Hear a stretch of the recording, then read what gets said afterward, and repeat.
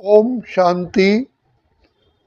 जिस प्रकार कोई पेशेंट हॉस्पिटल में जाता है तो डॉक्टर उसकी बीमारी को ढूंढता है और ढूंढ करके उस पेशेंट को कभी दोष नहीं देता, तुमने ये क्यों किया, ये क्यों खाया, तुमने ऐसा क्या काम क्यों किया, ऐसे तुमने ये चीज़ क्यों पी, लेकिन वो उसका इलाज करता है।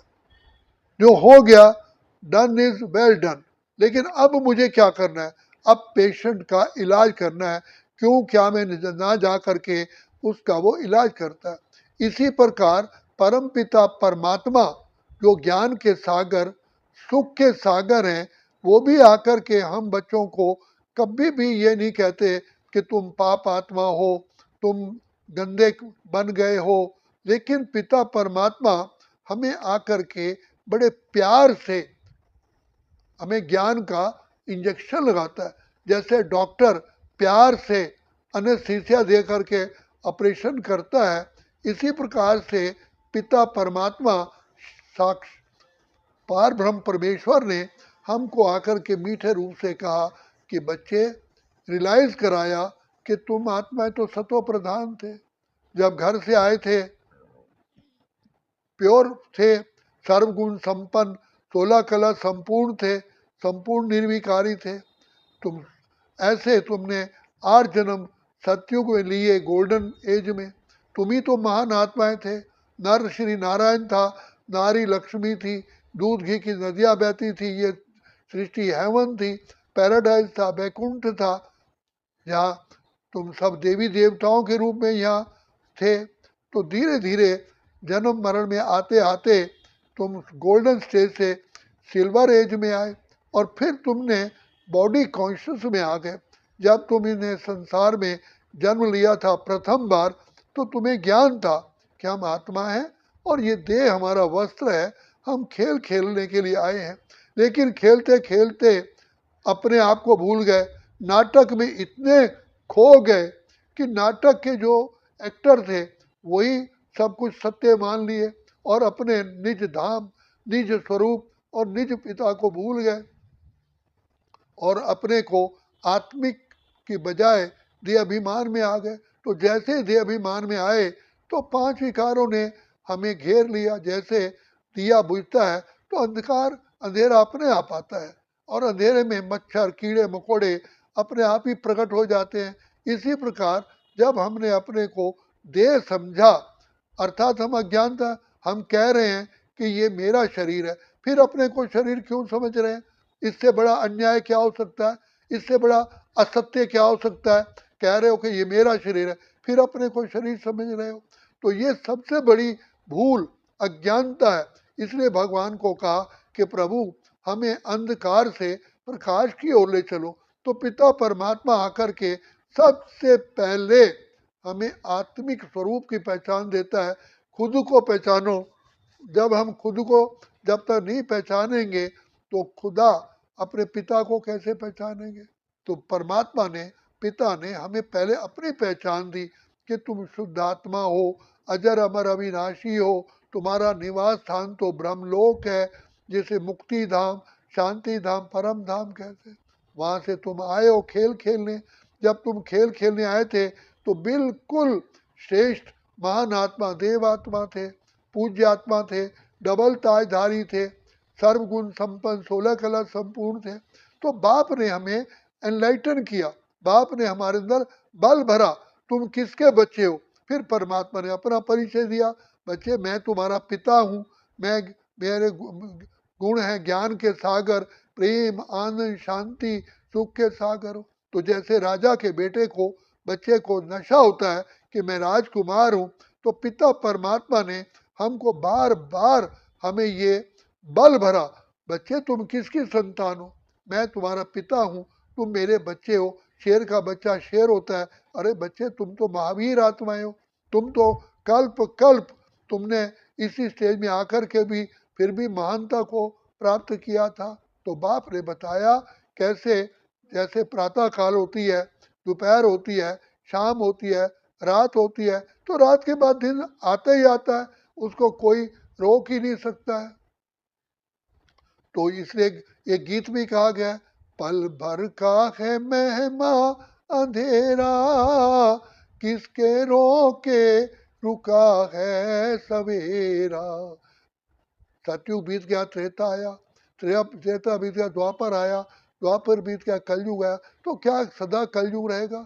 तो परमात्मा आकर के हमें बताते हैं, तुमने ही गोल्डन, सिल्वर, कॉपर, आयरन, सतो प्रधान, सतो, रजो, रजो प्रधान, तमो, तमो प्रधान स्थिति को प्राप्त किया है। और अज्ञानता के कारण तुम इस संसार के झमेले में फंस गए और तुम पतित तमो प्रधान हो गए। इन विकारों ने तुमको पकड़ लिया, काम, क्रोध, लोभ, मोह, अहंकार। और रोज आरती में कहते आए, विषय विकार मिटाओ, पाप हरो देवा।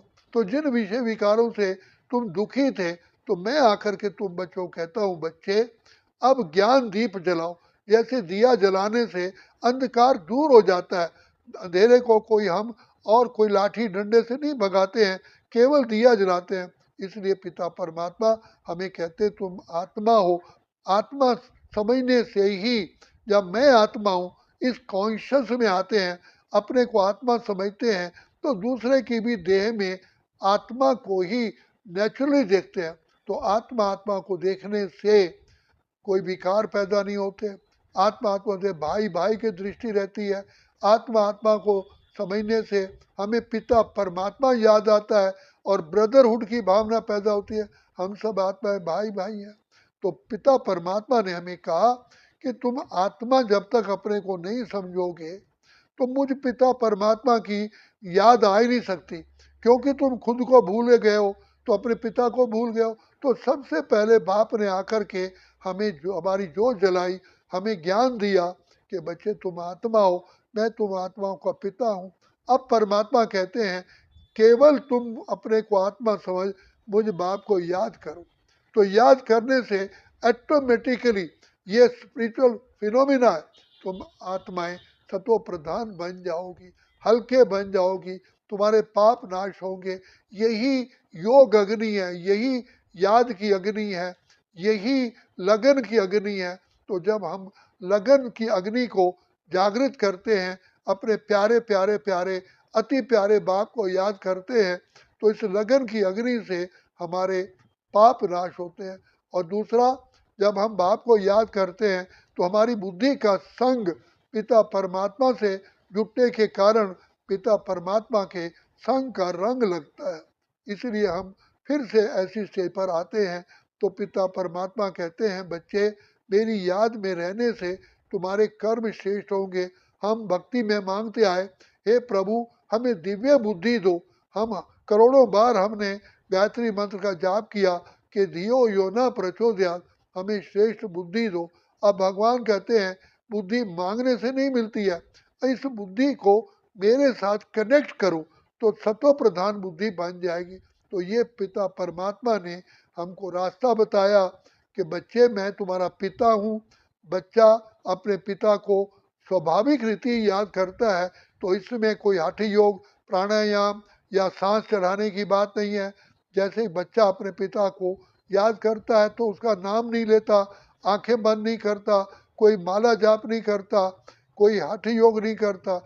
ऐसे पिता परमात्मा ने हमें अपनी पहचान दे करके, अपने साथ नाता जोड़ करके हमारे ऊपर दुआओं का, आशीर्वाद का, प्यार का हाथ रखा है। तो बाप कहते हैं, बच्चे मुझे याद करो, सिमर सिमर सुख पाओ, कल कलेश मिटे सब तन के। तो हम प्रैक्टिकल में अनुभव कर रहे हैं, जितना जितना हम अपने प्यारे पिता की याद में रहते हैं, उतना हमारे अंदर श्रेष्ठता, दिव्यता, महानता, अलौकिकता, सत्यता आती है।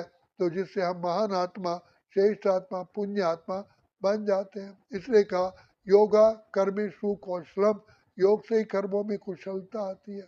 तो ये पिता परमात्मा ने सहज ज्ञान और सहज राजयोग की शिक्षा दे करके ही हमको कल पहले भी महान आत्मा, देव आत्मा बनाया था, अब फिर बना रहे हैं। अब सिर्फ बाप कहते हैं कि बच्चे मेरी सिर्फ छत्र छाया में रहो। जैसे सूर्य के हमारे सिर पर होता है, तो हम हमारी परछाई पैरों के नीचे होती है। ऐसे पिता परमात्मा की दुआएं लो, और उससे अपने आप श्रेष्ठ आत्मा बन जाएंगे। अच्छा, ओम शांति, ओम शांति, ओम शांति।